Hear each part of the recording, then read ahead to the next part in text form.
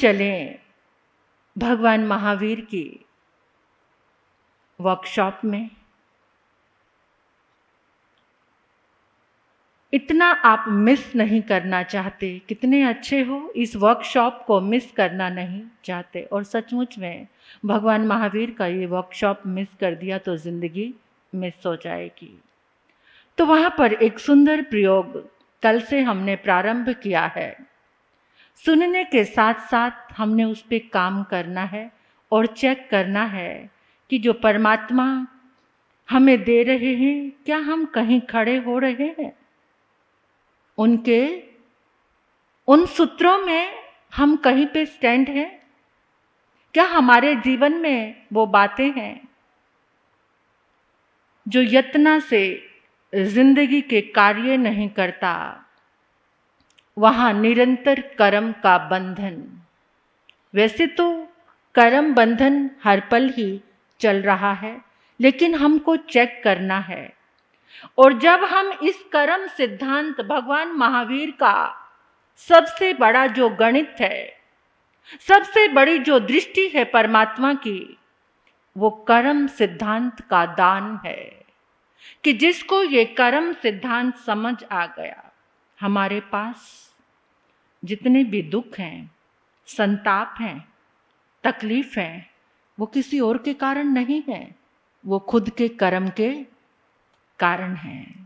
हमारे पास जितनी संपत्ति है, जितना ऐश्वर्य जिसको हम सुख कहते हैं, वो किसी और के कारण नहीं है, वो खुद हमारे कर्म का प्रसाद है। और जब ये बात समझ आ जाती है तो कष्ट, पीड़ा कम महसूस होती है।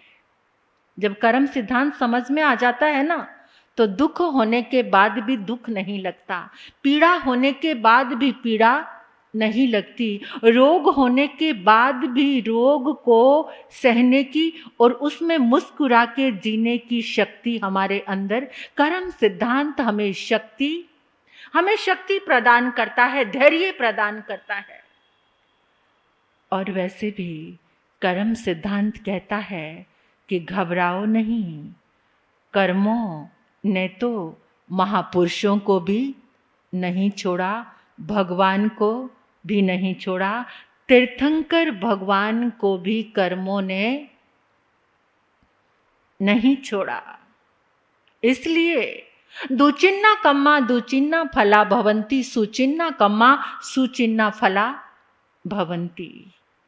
आम खाने की चाहत है तो आम के पेड़ उगाओ, कांटे बबूल के बीज बोओगे तो कांटे ही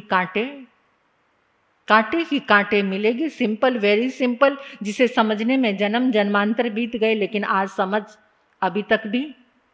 तुमने कांटे बोए हैं, दोष दूसरों को देते हैं। अपने बोए हुए कांटों का दोषारोपण किस पे करते हैं? तुमने उगाए हैं कांटे अपने मार्ग में, हमने उगाए हैं। तो कर्म का कानून क्या कहता है? कर्म का बहुत बड़ा कानून इस पूरे संसार में चल रहा है। जैसे समाज में, देश में, राज्य की व्यवस्थाओं में कुछ नियम लागू किए जाते हैं, जैसे धर्म संघ धर्म स्थानों में कुछ आचार संहिता लागू की जाती है, ऐसे ही हमारे सुख दुख, अच्छे विचार, बुरे विचारों का जो फल है वो कर्म उसका नियम बन चुका है हमें देने के लिए। कुछ लोग कहते हैं कि कर्म तो अजीब, यानी वो जीव नहीं है। ये भ्रम है। और विज्ञान ने सिद्ध किया है कि अजीब जो पदार्थ हैं उनमें भी शक्ति है, ताकत है, ऊर्जा है। अणुबम जीव है या अजीब है? अणुबम जो जिसने बनाया वो जीव है या अजीब है? क्या है? उसमें प्राण है, एक ऊर्जा है। उसमें प्राण नहीं है, जीव नहीं है, लेकिन फिर भी वो पूरी दुनिया को खत्म करने की ताकत रखता है, तबाही मचाने की ताकत उस अणु बम में। ऐसे ही तबाही मचाता है ये कर्म। अजीब होने के बाद भी ये चारों ओर जो तबाही मच रही है, लेकिन ये कर्म कैसे शुभ और अशुभ बनता है और कैसे ये हमारे पास आता है, ये सारी की सारी बातें क्लियर होती जाएंगी भगवान महावीर के इस वर्कशॉप में। कुछ लोग कह देते हैं कि पूर्व जन्म में जो हमने कर्म किए, जिस समय हमारा शरीर वहां खत्म हुआ तो कर्म भी खत्म हो गए। कुछ लोग कहते हैं कि यहाँ पर जो किया है यहीं पर भोगना, उसके बाद साथ में कुछ भी जाता नहीं। ऐसा नहीं है। जो कर्म इस जन्म में पूरे नहीं होते वो अगले जन्म में भी साथ में जाते हैं। इस जन्म में ना सही पर भव में मिलता है,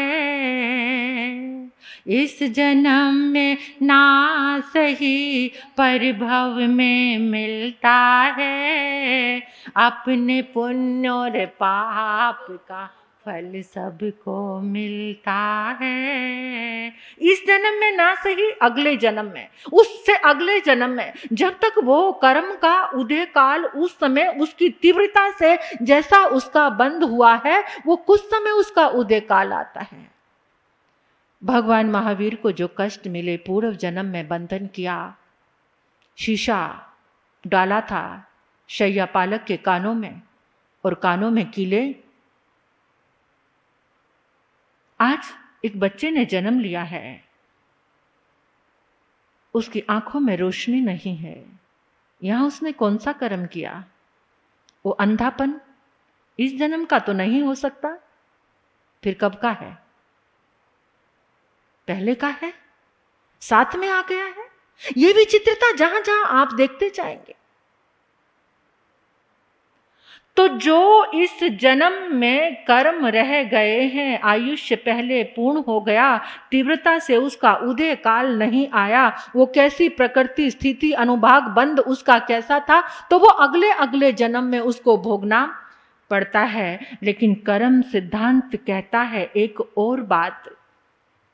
समुद्र में समुद्री जहाज चल रहा है, बारिश, तूफान, कोहरा, काली घटाएं या रात्रि का अंधेरा, उसमें बंदरगाह दिख नहीं रहा। अगर उस जहाज में प्रकाश स्तंभ है, एक स्तंभ लगाया जाता है जिसके ऊपर लाइट लगाई जाती है कि चारों तरफ से रास्ता, तो अगर वो प्रकाश स्तंभ है तो पूरा रास्ता नजर आ जाता है और वो जहाज बंदरगाह पर पहुंच जाता है। ऐसे ही हमारे जीवन में अगर कर्म सिद्धांत का प्रकाश आ गया कि हमने ये बात समझ ली, कर्म सिद्धांत का प्रकाश अगर हमारे जीवन में आ गया तो हमें समझ आ जाता है कि ये कर्म हमने ही, उसकी रोशनी किसी भी प्राणी के जीवन को देखकर ये अंदाज लगाया जा सकता है कि इसने कौन सा कर्म किया होगा, अच्छा कर्म किया या बुरा किया। जिसकी वाणी में मधुरता है, जिसको बड़ी सुंदर पर्सनैलिटी मिली है, जिसको धन संपत्ति मिली है, जिसको विवेक बुद्धि मिली है, ज्ञान मिला है, उसको देखकर आप अंदाजा लगा सकते हैं कि इसने पूर्व जन्म में बड़े शुभ कर्मों का उपार्जन किया होगा। पिछले जन्म के कर्मों से आज हम देखकर कर्म सिद्धांत एक ऐसा प्रकाश है जो पास्ट की सारी उलझनों को सुलझा देता है और वर्तमान की समस्याओं का भी समाधान कर्म सिद्धांत करता है। और भविष्य में आने वाले जो भी कर्म हैं, उन समस्याओं को हल करने वाला भी कौन है? कर्म सिद्धांत है। और अब कर्म का साम्राज्य देख लो आप, सबके ऊपर है। कोई गरीब है, अमीर है, राजा है, रंक है, भिखारी है, बुद्धिमान है, निर्बल है, सबके जीवन में कर्म का साम्राज्य है। सब कर्म से जकड़े हुए हैं। कर्म के कारण ही सब सुख दुख के झूले में झूल रहे हैं। जो हम झूल रहे हैं ना, कोई सुखी है तो कोई दुखी है ये कर्म के कारण ही है। ऐसा कोई स्थान नहीं, ध्यान से सुन लेना भगवान महावीर के इस सिद्धांत को, ऐसा कोई स्थान नहीं जहां कर्म के पुद्गल विद्यमान नहीं, कोई भी स्थान नहीं है। ये सारे स्थान कर्म के पुद्गलों से ठसाठस भरे हुए हैं। इन कर्म पुद्गलों में कर्म बनने की योग्यता कब आती है पता है आपको? ये जो कर्म पुद्गल हैं सब जगह भरे पड़े हैं, ये ऐसे तो हमारे पास आते नहीं, ऐसे आकर ये आत्मा से चिपक नहीं सकते। जो कर्म पुद्गल, कर्म की वर्गणा, ये यहाँ भरे, इस हॉल में भी बेतहाशा भरे पड़े हैं कर्म पुद्गल, लेकिन वो हमसे चिपक नहीं सकते, आत्मा से वो ऐसे चिपक नहीं सकते। तो फिर वो कैसे चिपकते हैं? आत्मा के साथ वो कर्म पुद्गल किस प्रकार से चिपकते हैं, उसके लिए परमात्मा की ये वर्कशॉप, भगवान महावीर की ये वर्कशॉप समाधान दे रही है। जब ये आत्मा राग और द्वेष से रंजित होती है तो उस समय मन, वचन और काया जो क्रिया करते हैं, उस क्रिया से जो तरंगे निकलती हैं, उससे आकर्षित होकर जो भी कर्म पुद्गल हैं वो किसके पास, जैसे चुंबकीय शक्ति से, वो क्या है, मन वचन काया के अंदर वो चुंबकीय शक्ति है। आत्मा के अंदर राग द्वेष की प्रवृत्ति आई, उस राग द्वेष की प्रवृत्ति से मन वचन और काया ने वैसी ही क्रिया करनी शुरू कर दी। तो जितने बाहर, समझ आ रही है ना ये बात, ये समझना बहुत जरूरी है हमारे लिए। इतना एकदम रसीला ये सब्जेक्ट है और ये कर्म सिद्धांत हमें कितना विवेक देगा। यहां से एक्चुअली ये प्रयोगशाला का काम प्रारंभ हो चुका है हम सबके लिए। तो आत्म प्रदेशों में वो कर्म पुद्गल आकर चिपक जाते हैं और वही क्या बन जाते हैं, कर्म बन जाते हैं। कैसे? जैसे एक लोहे का गोला है, लोहे के गोले को अग्नि में डाल दिया, अब उसके अणु अणु में कण कण में अग्नि प्रवेश कर गई, वो लोहे का गोला न रहकर अब अग्नि का गोला बन गया।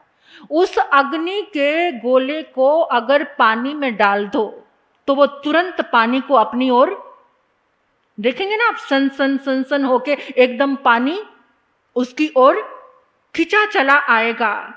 इसी तरह से आत्मा जब क्रोध, मान, माया, लोभ के स्पंदनों से जब हमारे भीतर में क्रोध आता है, मान आता है, माया आती है, राग द्वेष आता है, तो वो सारे जो स्पंदनों से क्या, जितने भी कर्म पुद्गल हैं, जैसे वो पानी लोहे के गोले में खिंचा चला आया, उसके पास अपने आप ही गर्म लोहा एकदम खींच लिया उसने गोले ने। इसी तरह से जब आत्मा के अंदर ये अशुभ की प्रवृत्तियां चलती हैं तो कर्म पुद्गल उसके पास आकर खींचे चले आते हैं। एक जलता हुआ दीपक, उसमें से ऊष्मा, गर्मी है, तो वो गर्मी में जो बाती है, वो बाती में जो तेल है, वो तेल अपने आप ही बाती की ओर खिसकता चला आता है। जब उसमें गर्मी पैदा होती है, जलती है बाती, तो तेल अपने आप ही उसके पास सरकता रहता है, बाती के पास, और वो दीपक जलता रहता है।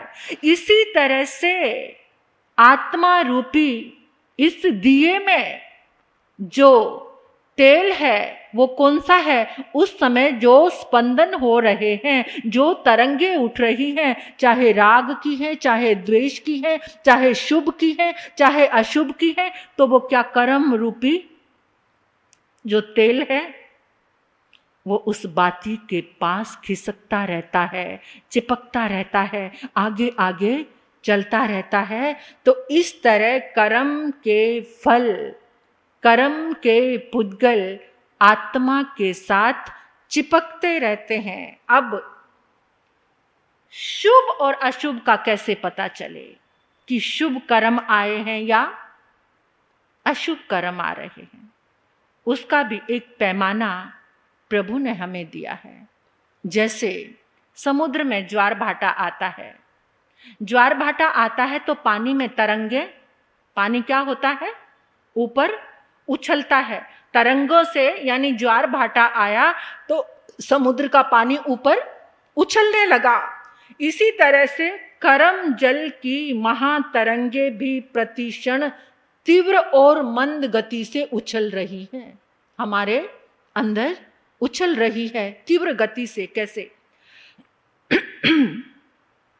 जब शुभ कर्म की तरंगे आती हैं, शुभ कर्म की तरंगे जब हमारे अंदर में आती हैं तो वो जो हमारी क्रिया होती है ना, उसके कारण वो सारी शुभ तरंगे आकर्षित होती हैं, यानी शुभ पुद्गल ये शुभ और अशुभ दो ही तरह का मैटर है इस पूरे ब्रह्मांड में, दो मैटर है, उससे तीसरा नहीं है कोई भी, एक शुभ और एक अशुभ, नेगेटिव और पॉजिटिव, ये दो ही मैटर से ये पूरा ब्रह्मांड भरा हुआ है।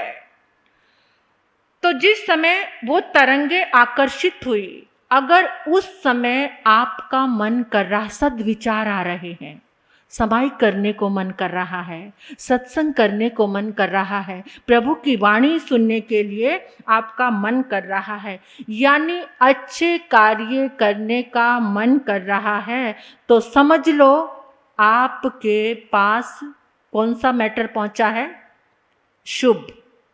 आपकी आत्मा में कभी कभार ऐसा होता है ना, देखो आपको जो मिला, स्वास्थ्य अच्छा मिला है, और उस शुभ कर्मों का ही प्रभाव होता है। जब आपकी आत्मा ने ये अध्यवसाय आया, यानी ये एक पुरुषार्थ होना शुरू हो गया कि आपके अंदर अच्छे विचार आ गए, आप थैंक्स बोलने लगे, हे प्रभु मुझे ये शासन मिला, हे प्रभु मुझे ये सुंदर संयोग अवसर मिले, हे प्रभु आज का दिन मेरा कितना अच्छा गया कि मेरे मन में अभिलाषा जागी, मैं संत समागम करूं, प्रभु की वाणी सुनूं, या मैं दान करूं। कभी कभार मन में भाव आता है ना, और कभी कभार आप लोग ये कह देते हैं कि काश मेरे पास भी ऐसा इतना पैसा होता तो मैं भी दान। पैसा नहीं है तो और कुछ तो दान कर सकते हो, क्या क्या दान कर सकते हैं? खून का दान कर सकते हैं, जो अन्न मिला है अन्न का दान कर सकते हो, जो आपके पास एजुकेशन है उसका, पढ़ाई का, विद्या का दान कर सकते। समय का दान, समय का दान सबसे बड़ा दान है। आप समय का दान करो, किसको दो? अपनी आत्मा को दो ये दान, समय का दान। जब तुम अपनी आत्मा को समय का दान देते हो, सद्कार्य करते हो, तो वहां तुम्हारी आत्मा में जो शुभ तरंगे आती हैं, उस शुभ कर्म का प्रभाव तुम्हें स्पष्ट अपने जीवन में नजर आएगा। क्या? आरोग्य, सुविधा, यश, प्रतिष्ठा, साताकारी परिवार, सुयोग्य अवसर आपके जीवन में घटित होंगे। आपका तुरंत जो रुझान है, आपके जो मन का भाव है, वो तुरंत किसकी तरफ मुड़ जाएगा? सन्मति जागेगी आपके अंदर। ये ब्रह्मांड से आपकी आत्मा ने खींचे शुभ पुद्गल, क्योंकि पहले अंदर शुभ भाव आए तो शुभ पुद्गल खींचे चले आए। और अशुभ कर्म कैसे? ये सारे शुभ कर्म बन गए जो आपको सत्य, अच्छे, सही मार्ग की ओर लेके जा रहे हैं। और अशुभ कर्म कैसे हैं? हिंसा, झूठ, चोरी, लालच, इन चीजों में जितना आपका संग्रह करने में जितना मन लगेगा, ये सारी स्वार्थ की वृत्तियों से चालू होता है। जब लोभ आता है, लालच आता है, घृणा आती है, ईर्ष्या आती है, द्वेष आता है, तो सारे के सारे अशुभ कार्य करने के लिए मन, वचन और काया तैयार हो जाते हैं। और वहां से जितनी तरंगे, कौन ये चुंबकीय शक्ति, मन, वचन और काया किसको खींच रहा है? सारे अशुभ कर्मों को खींच रहा है। यहां सारा अशुभ आकर आत्मा के साथ चिपक जाता है। अब इस आगे कौन सी रोशनी मिलेगी, ये आप सुनेंगे, आपको पता चलेगा। बहुत प्यारा है ये कर्म सिद्धांत, इसको सुनकर ये बहुत जगाएगा हमें, इतना जगाएगा कि हम सोचने पे मजबूर हो जाएंगे कि हमें क्या करना है और क्या नहीं करना।